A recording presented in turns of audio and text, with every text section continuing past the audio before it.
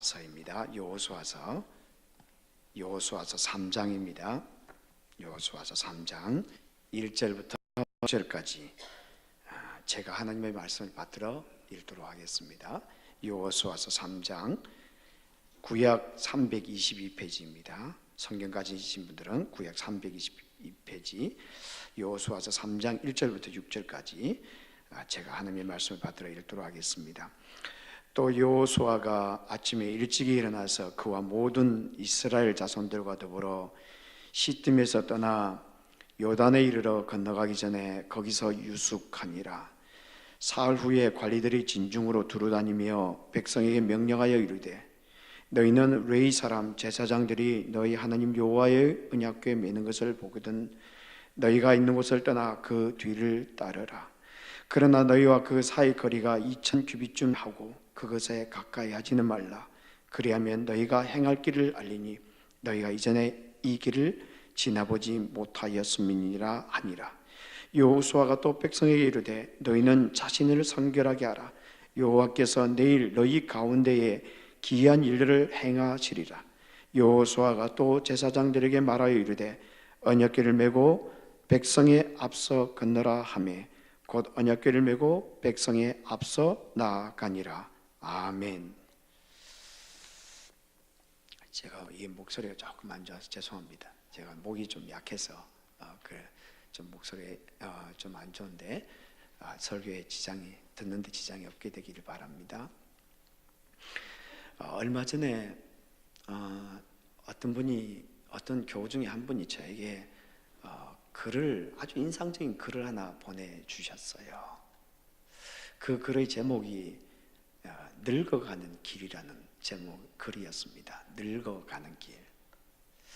혹시 읽어보신 분들이 있는지 모르겠습니다. 그 내용이 이렇습니다. 처음 가는 길입니다. 한 번도 가본 적이 없는 길입니다.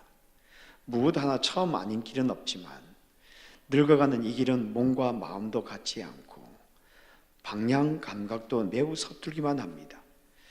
가면서도 이 길이 맞는지 어리둥절할 때가 많습니다. 때론 두렵고 불안한 마음에 멍하니 창밖을 바라보곤 합니다. 시리도록 외로울 때도 있고 아리도록 그리울 때도 있습니다. 어릴 적 처음 길은 호기심과 희망이 있었고 젊어서의 처음 길은 설렘으로 무서울 게 없었는데 처음 늙어가는 이 길은 너무나 어렵습니다. 언제부터인가 지팡이가 절실하고 애틋한 친구가 그리울 줄은 정말 몰랐습니다. 그래도 가다 보면 혹시나 가슴 뛰는 일이 없을까 하여 노역인 줄 알면서도 두리번 찾아봅니다. 앞길이 뒷길보다 짧다는 것을 알기에 한 발 한 발 더디게 걸으면서 생각합니다. 아쉬워도 발자국 뒤에 새겨지는 뒷모습만은 노을처럼 아름답기를 소망하면서 황혼길을 천천히 걸어갑니다. 꽃보다 곱다는 단풍처럼 해도 지 못지않는 저녁 노을처럼 아름답게 걸어가고 싶습니다. 이 글이 읽고 난 후에 제 머릿속에 참 오랫동안 머릿속에 뱅뱅 돌았습니다. 특별히 이 앞에 나오는 처음에 나오는 이 내용이 얼마나 가슴에 와닿는지 모릅니다. 처음 가는 길입니다. 한 번도 가본 적이 없는 길입니다. 무엇 하나 처음 아는 길은 없지만 늙어가는 이 길은 몸과 마음도 같지 않고 방향 감각도 매우 서툴기만 합니다. 가면서 이 길이 맞는지 어리둥절할 때가 많습니다. 때론 두렵고 불안한 마음에 멍하니 창밖을 바라보곤 합니다. 이 시의 맨 뒤에 보니까 스코틀랜드 어느 할머니의 시라고 되어 있더라고요. 그런데 오늘은 사실은 우리 졸업하는 우리 학생들을 졸업 예배를 드리는 날이기도 합니다. 그런데 제가 이 시를 인용했던 것은 이 한 할머니의 고백이지만 사실은 우리 모두의 마음을 대변하고 있는지도 모르겠다. 그런 생각이 들었기 때문입니다. 우리 각자가 매일 살아가는 삶은 언제나 처음 가는 길입니다. 이전에 한 번도 가보지 못한 길이기도 합니다. 한 번 가본 길이면 얼마나 좋겠습니까? 다시 돌아가면 제대로 잘할 수 있을 것 같은데. 근데 언제나 처음 가는 길입니다. 한 번도 가보지 못한 길이에 언제나 서툴고 한 번도 가보지 못한 길이기에 때로는 어리둥절할 때가 많은 것 같습니다. 오늘 우리가 여호수아서 3장 1절부터 6절을 읽었는데, 오늘 보면은 이전에 가보지 못한 인생의 길을 갈 때에 어떻게 그 길을 가야 하는지 잘 보여주고 있는 것 같습니다. 오늘 보면 4절에서 이렇게 말을 하고 있습니다. 그러나 너희와 그 사이 거리가 2000규빗쯤 되게 하고 그것에 가까이 하지는 말라. 그리하면 너희가 행할 길을 알리니 너희가 이전에 이 길을 지나보지 못하였음이니라 하니라. 이스라엘 백성들이 이제 가나안 땅으로 들어갈 때가 되었습니다. 이제 이스라엘 백성들이 가나안 땅을 건너가야 되는데, 그 가나안 땅으로 들어가려면 요단강을 건너가야만 했습니다. 그런데 이스라엘 백성들은 가나안 땅에 들어가 본 적이 한 번도 없었습니다. 그리고 요단강을 건너가 본 적도 없었습니다. 그런 이스라엘 백성들을 향하여 하나님께서 이렇게 말씀하고 있습니다. 그리하면 너희가 행할 길을 알리니 너희가 이전에 이 길을 지나보지 못하였음이니라. 그리하면 너희가 행할 길을 알리니 너희가 이전에 이 길을 지나보지 못하였습니다. 그렇다면 하나님께서 처음 길을 가는 이스라엘 백성들에게, 이제 요단강을 건너야 하는 이스라엘 백성들에게 주시고자 하는 교훈이 무엇일까요? 그리고 언제나 그들처럼 처음 길을 가는 우리 모두에게 주고자 하는 교훈이 무엇일까요? 이 본문은 우리에게 두 가지 단어로 요약을 할 수 있는데, 첫 번째 우리가 기억해야 될 것은 믿음이라는 단어입니다. 우리는 믿음으로 하나님의 인도하심을 따라가야 한다는 것입니다. 우리가 기억해야 될 첫 번째 단어는 믿음이라는 것입니다. 오늘 보면 3절에 보면 이렇게 되어 있습니다. 백성에게 명령하여 이르되 너희는 레위 사람 제사장들이 너희 하나님 여호와의 언약궤 매는 것을 보거든 너희가 있는 곳을 떠나 그 뒤를 따르라. 이스라엘 백성들이 길가를 떠났습니다. 그리고 이 요단강 앞에 도착했는데, 그들이 요단강 앞에 도착해서 3일 동안 머물렀습니다.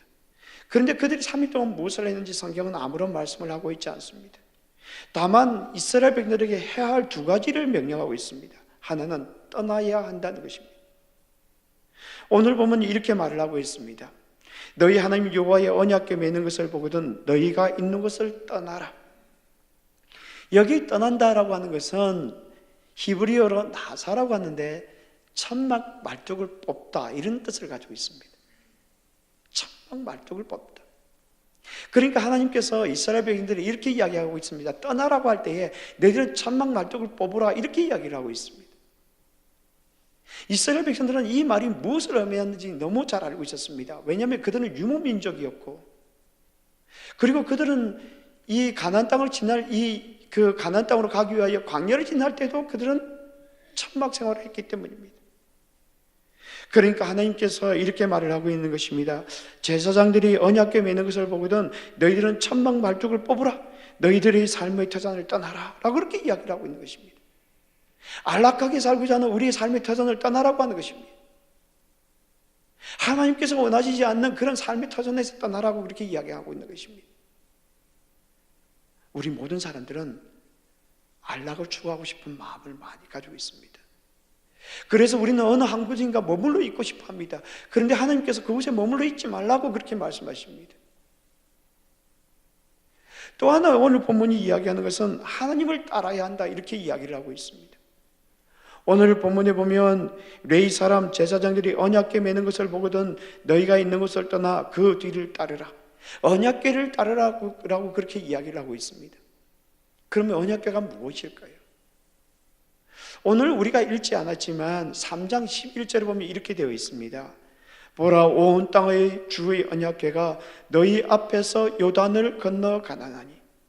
이 본문을 원문에 근거해서 풀어서 표현하면 이렇게 되어 있습니다.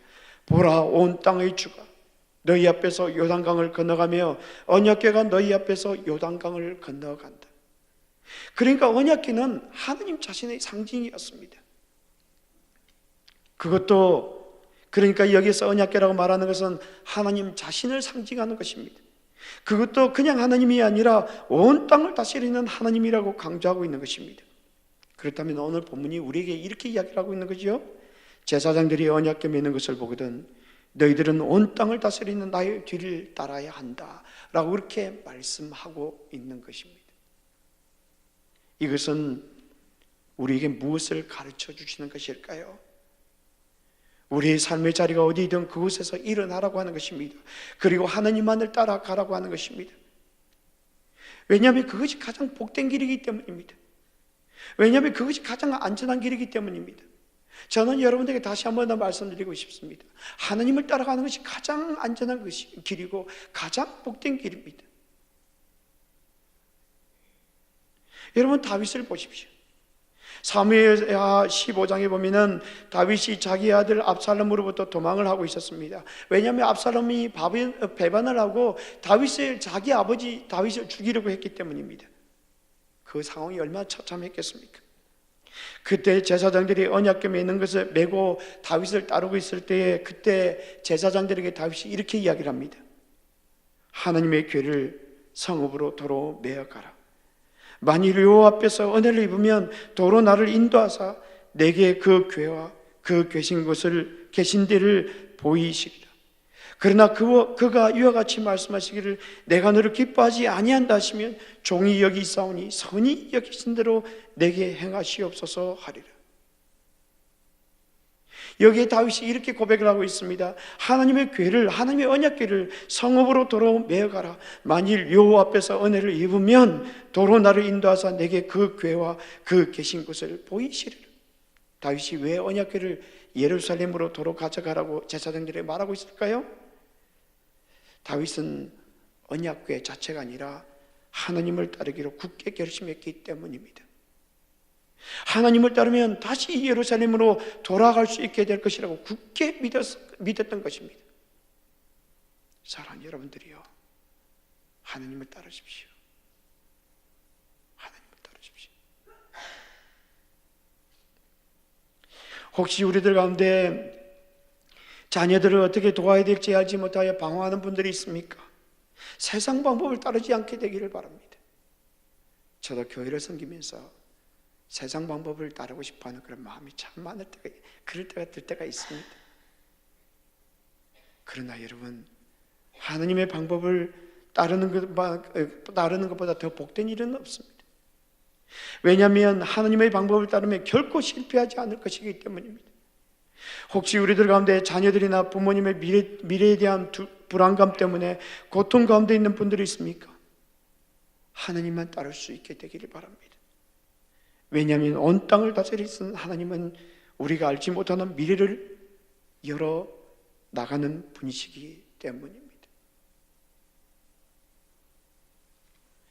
그런데 우리가 어떻게 하나님의 뒤를 따를 수 있을까요? 여러분, 하나님 눈에 보이지 않습니다. 그리고 우리는 이스라엘 백성들처럼 언약궤를 가지고 있지도 않습니다. 그런데 우리가 어떻게 하나님을 따를 수 있을까요? 단순하게 표현하자면 그것은 믿음입니다. 믿음입니다. 믿음이란 무엇일까요? 믿음이라고 하는 것은 한 걸음씩 한 걸음씩 걸어가는 것입니다.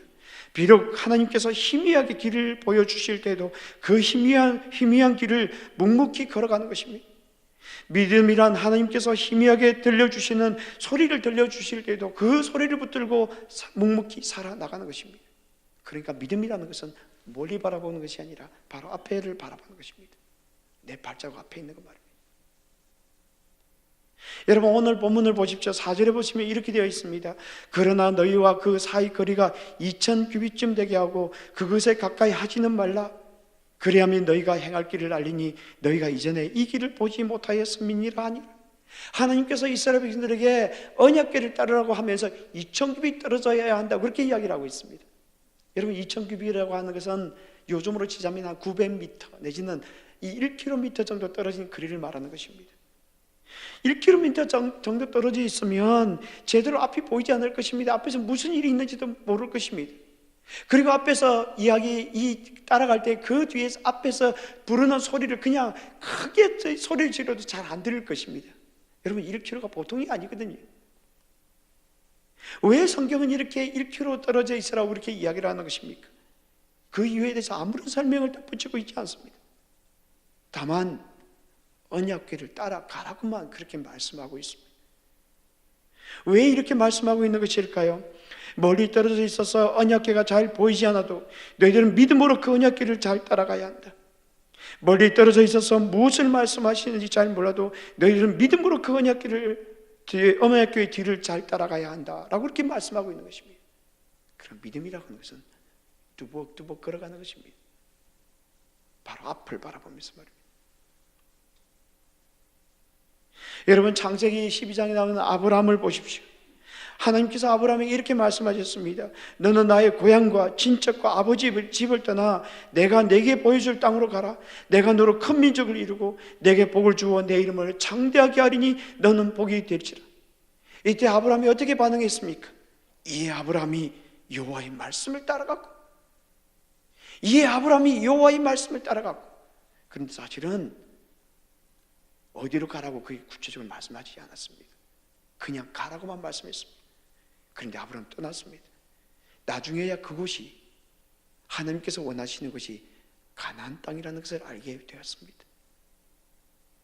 그래서 히브리서 저자가 이렇게 말을 하고 있습니다. 믿음으로 아브라함은 부르심을 받았을 때 순종하여 장래 유업으로 받을 땅에 나아갈새 갈 바를 알지 못하고 나갔으며, 믿음으로 순종하여 나아갈새 갈 바를 알지 못하고 나갔으며, 하나님께서 우리에게 모든 것을 다 보여주시면 얼마나 좋겠습니까? 그리고 우리는 그렇게 알고 싶은 마음이 있습니다. 우리가 왜 점을 칩니까? 왜 우리가 그곳에 가서 점치고 싶은 마음이 있습니까? 앞을 알고 싶은 마음이 있기 때문입니다. 그런데 하나님께서 우리에게 원하시는 방식이 그것이 아닙니다. 뚜벅뚜벅 걸어가는 것입니다. 안 보여도, 안 들려도. 킴 윅스라는 분이 있는데요, 이분은 참 특이한 삶을 살아가신 분입니다. 이분은 시각장애인입니다. 3살 때에 한국 전쟁 때에 폭탄이 떨어지는 것을 바라보고 있다가 그 시력을 잃어버린 겁니다. 그러니까 친아버지가 고통스럽게 천천히 죽느니 차라리 빨리 죽는 게 낫다 해서 이 아이를 물에 집어 던져버렸습니다. 그런데 지나던 미군이 구조로 해서 이 고아원에 데려다 주었습니다. 그래서 고아원에 자라다가 입양이 되었어요, 미국으로. 근데 이 입양이 되어서 이 좋은 가정에 입양이 되었던 것 같습니다. 그래서 대학을 진학해서 아주 훌륭한 성악가가 되었습니다. 근데 이분이 나중에 빌리 그레함 목사님의 집회에 갔다가 예수를 믿게 되었습니다. 그리고 빌리 그레함 목사님의 그 집회를 따라다니면서 특송을 했는데, 이분이 한번 이 간증을 하면서 이런 이야기를 했습니다. 사람들이 시각장애인인 나를 인도할 때 100m 전방에 장애물이 있다고 말하지 않습니다. 단지 앞에 물이 있으니 건너뛰라고 하고 계단이 있으니 발을 올려놓으라고 합니다. 나는 나를 인도하시는 분을 온전히 믿고 한 발걸음을 옮기기만 하면 어느덧 내가 가고자 하는 목적지에 도착하게 됩니다. 하나님께서 우리를 인도하시는 방법도 이와 같습니다. 우리는 10년 후, 20년 후를 알지 못합니다. 단지 오늘 우리가 무엇을 해야 할 것인가를 보여주시는 하나님께 믿음으로 순종하면서 오늘을 살면 하나님께서는 내일을 인도하셔서 마침내 내게 약속하시고 계획하신 그곳에 도착하게 하실 것입니다. 여러분, 얼마나 의미 있는 말입니까? 우리는 10년 후, 20년 후를 알지 못합니다. 단지 오늘 우리가 무엇을 해야 할 것인가를 보여주시는 하나님께 믿음으로 순종하면서 오늘을 살면 하나님께서는 내일을 인도하셔서 마침내 내게 약속하시고 계획하신 그곳에 도착하게 하실 것입니다. 하나님께서 여호수아를 통하여 이렇게 말씀하셨습니다. 그러나 너희와 그 사이 거리가 2000규빗쯤 되게 하고 그것에 가까이 하지는 말라. 그리하면 너희가 행할 길을 알리니 너희가 이전에 이 길을 지나보지 못하였음이니라 하니라. 하나님께서는 우리가 묵묵히 하나님을 따르기를 원하십니다. 그런데 보이지 않아도 그 길을 따르기를 원하십니다. 주의 인도하심을 잘 따라감으로 말미암아 복된 삶을 살아가는 저와 여러분이 되기를 주님의 이름으로 축복합니다. 둘째로 우리가 기억해야 될 것은 첫째로 우리가 기억해야 될 것은 믿음이라는 단어입니다. 둘째로 우리가 기억해야 될 것은 기대감입니다. 기대감. 우리는 하나님의 역사에 대한 기대감을 가지고 살아야 된다는 것입니다. 오늘 보면 5절에 보면 이렇게 되어 있습니다. 여호수아가 또 백성에게 이르되 너희는 자신을 성결하게 하라. 여호와께서 내일 너희 가운데 기이한 일들을 행하시리라. 하나님께서 여호수아를 통해 이스라엘 백성들에게 이 여호와 하나님의 언약궤를 따르라고 말씀한 후에 두 번째 주시는 명령이 자신을 성결하게 하라는 것입니다. 이 성결하게 하라는 이 내용에는 두 가지 특징이 있습니다. 하나는 하나님께서 이스라엘 백성들에게 성결을 하게 하라, 깨끗하게 하라고 그렇게 단순하게 말하고 있습니다. 이 성결이라는 단어는 히브리어로 가도시라고 하는데, 이 가도시라고 하는 것은 잘라낸다, 옷을 갈아입는다, 이렇게 그런 뜻을 가지고 있습니다. 그러니까 이스라엘 백성들에게 이렇게 말을 하고 있는 것입니다. 여러분들은 우상을 잘라내야 합니다. 부정한 것을 잘라내야 합니다. 죄의 유혹을 잘라내야 합니다. 하나님께서 기뻐하지 않는 것을 잘라내야 합니다. 그렇게 이야기를 하고 있는 것입니다. 하나님께서 이스라엘 백성들에게 이 요단강을 건널 때에 여러분들은 배를 만드십시오. 여러분들은 요단강을 건너고 무장하십시오. 그렇게 이야기를 하고 있지 않습니다. 우리에게 말씀하시는 것은 카도시아라. 카도시아. 우리의 영적인 문제, 우리의 삶의 문제가 무엇입니까? 우리의 외적인 문제가 아니라 우리의 내적인 문제가 있다는 것입니다. 또 하나 여기에 이야기하는 아주 중요한 교훈 중에 하나가, 성경은 기적을 위한 조건이, 여기 성결은 기적을 위한 조건이 아닙니다. 그러니까 우리가 성결하게 해야 하나님께서 기적을 베푸신다, 그렇게 이야기를 하고 있지 않습니다. 성결은 하나님께서 행하시는 기적의 결과일 뿐입니다. 오늘 보면 이렇게 이야기를 하고 있죠. 너희는 자신을 성결하게 하라. 여호와께서 내일 너희 가운데 기이한 일들을 행하시리라. 이 본문에 보면은 너희는 자신을 성결하게 하라. 너희들이 성결하게 하지 하면 여호와께서 내일 너희 가운데 기이한 일들을 행하시리라, 이렇게 말하고 있지 않습니다. 이 원문에 보면 어떻게 되어 있는가 하면 너희는 자신을 성결하게 하라. 왜냐하면 여호와께서 내일 너희 가운데 기이한 일들을 행하시리라, 그렇게 이야기를 하고 있어요. 그러면 이것이 조건이 아니고, 우리가 성결하게 하는 것이 기적의 조건이 아니고 결과라면 왜 이렇게 것을 가지고 우리에게 성결하게 하라고 그렇게 말씀하고 있는 것일까요? 살아계신 하나님을 보게 되면, 그분이 행하시는 기적을 보게 되면 하나님 앞에 엎드리지 않을 수 없다는 것입니다. 그리고 우리 자신들 돌아보지 않을 수 없다는 것입니다. 이것은 우리에게 무엇을 가르쳐 주시는 것일까요? 하나님에 대하여 기대감을 가지라는 것입니다. 나의 모습과는 상관없이 하나님께서 행하실 일에 대한 기대감을 가지고 살아가라는 것입니다. 왜냐하면 하나님은 살아계셔서 놀라운 일들을 행하시는 분이시기 때문입니다.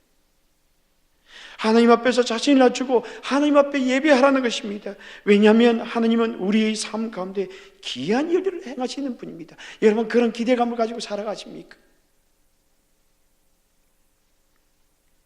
누가복음 5장에 보면은 예수님께서 베드로에게 이렇게 말씀하시죠.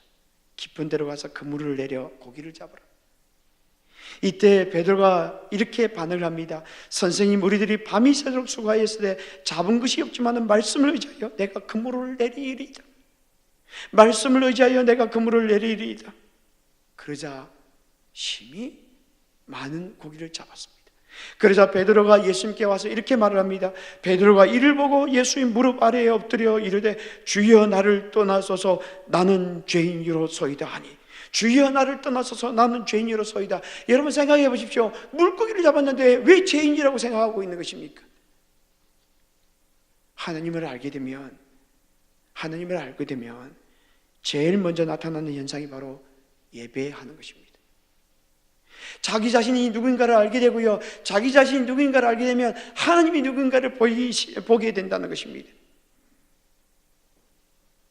그래서 살아계신 하나님을 본 사람들은 예배가 달라집니다. 여러분, 예배가 달라집니다. 다시 말해서 예배를 등한히 여기는 공동체, 예배를 등한히 여기는 성도들은 살아계신 하나님을 모르는 거예요. 사실은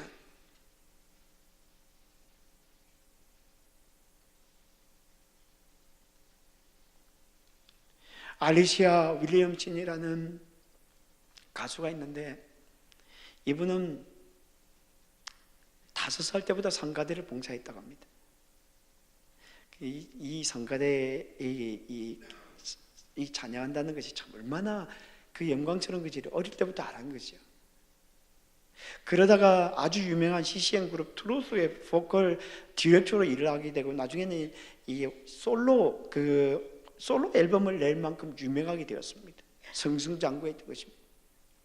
바로 그때 시련이 찾아왔습니다. 결혼한 지 얼마 되지도 않았는데 암 진단을 받았습니다. 자궁경부암이었습니다. 그녀의 시어머니도 이 병으로 세상을 떠났고요, 절친한 친구 3명도 이 병으로 세상을 떠났습니다. 그래서 이 병이 무엇인지 아는 것입니다. 그래서 알리시아는 절망하지 않을 수가 없었습니다. 어느 날 마룻바닥에 엎드려서 하나님 앞에 기도했습니다. 하나님, 제게 말씀해 주십시오. 차마 낫게 해달라고 그렇게 기도하지 못했습니다. 왜냐하면 하나님께서 아니다라고 그렇게 말씀하시니까 너무 두려웠기 때문입니다. 그런데 하나님의 임재가 강하게 알리시아에게 임했습니다. 그리고 하나님께서 이렇게 말씀하셨다고 합니다. 이것이 지금 이 시점에서 너의 삶을 위한 나의 계획이다. 나를 믿으라. 나를 믿으라. 이 하나님의 말씀은 너무나 단순한 것이었습니다. 이 병이 하나님의 계획이라는 것입니다. 그래서 그는 하나님을 믿으라고 하는 그 음성에 따라 하나님을 믿기로 선택했습니다. 얼마 후 담당 의사를 다시 찾아갔을 때 놀랍게도 암이 사라지고 없었습니다. 하나님께서 그를 치유시켜 주신 것입니다. 그때 이를 경험한 이후 알리시아는 이렇게 말을 했습니다. 제 평생의 말씀으로 삼은 성경은 예레미야 29장 11절입니다. 나 여호와가 말하노라. 너희를 향한 나의 생각은 내가 아나니 재앙이 아니라 곧 평안이요 너희 장래에 소망을 주려는 생각이라는 말씀입니다.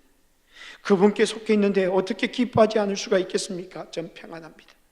그분께 속해 있는데 어떻게 기뻐하지 않을 수가 있겠습니까? 전 평안합니다. 저희 부친님 요즘 제가 전화를 하게 되면은 꼭 저에게 마지막으로 하신 말씀이 있습니다. 행복해야 된다. 행복해야 된다. 왜 우리가 행복할 수 있는 것입니까? 하나님 때문에 행복할 수 있는 겁니다. 하나님 때문에 행복할 수 있는 겁니다. 오늘 하나님께서 여호수아를 통하여 이스라엘 백성들에게 이렇게 말씀하셨습니다. 그러나 너희와 그 사이 거리가 2000규빗쯤 되게 하고 그것에 가까이 하지는 말라. 그리하면 너희가 행할 길을 알니 너희가 이전에 이 길을 지나보지 못하였음이니라. 우리 인생은 늘 처음 가는 길입니다. 처음 길을 가는 자들에게 하나님께서 2가지를 말씀하고 있습니다. 믿음으로 하나님의 인도하심을 따르라는 것입니다. 그리고 하나님의 역사하심에 대한 기대감을 가지라는 것입니다. 하나님의 인도하심을 따르며 하나님의 역사에 대한 기대감을 가지고 살아감으로 말미암아 언제나 처음 가보는 우리 인생을 복되게 살아가는 저와 여러분이 되기를 주님의 이름으로 축복합니다. 같이 기도하겠습니다.